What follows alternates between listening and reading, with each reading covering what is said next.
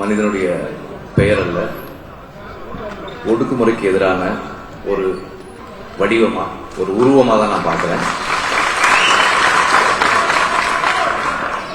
எல்லாருக்கும் எல்லாம் சமமா கிடைக்கணும், மேல கீழே இருக்கக்கூடாதுன்றதுக்காக வேலை பார்த்த ஒரு மிக ஆளுமையான கரிஸ்மாட்டிக்கான ஒரு லீடர். தங்கிட்ட வந்த எல்லாரையுமே படின்னு சொன்னாரு, படிக்க வச்சாரு, இன்ஸ்பயர் பண்ணாரு.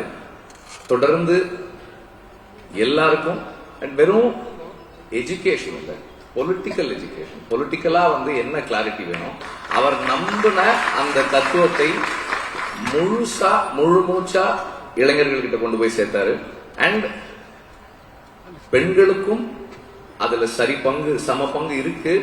மாற்றத்துக்கு, முன்னேற்றத்துக்கு பெண்களுக்கும் கல்வியும் பொலிட்டிக்கல் எஜுகேஷனும் வேணும்னு தொடர்ந்து அதுக்காக செயல்பட்டவர். அவருடைய ஒவ்வொரு செயலும், ஒவ்வொரு வேலையும் எல்லாரையும் எப்போதும் ஈக்குவலா பாக்குறது.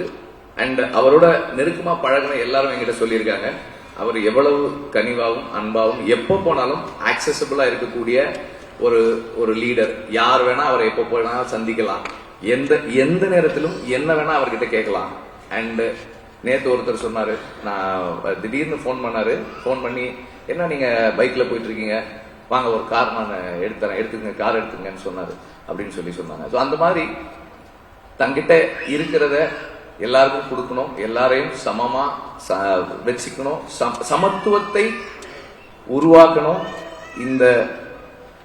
இந்த சமூகத்துல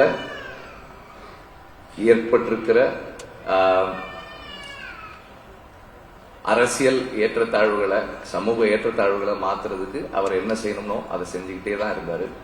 அண்ட் ஆம்ஸ்ட்ராங் ஒரு மனிதர் இல்ல, ஒரு மூவ்மெண்ட் அப்படின்னு சொல்லி நான் நினைக்கிறேன். செய்திகளை உடனுக்குடனும் துல்லியமாகவும் தெரிந்து கொள்ள சப்ஸ்கிரைப் பண்ணுங்க.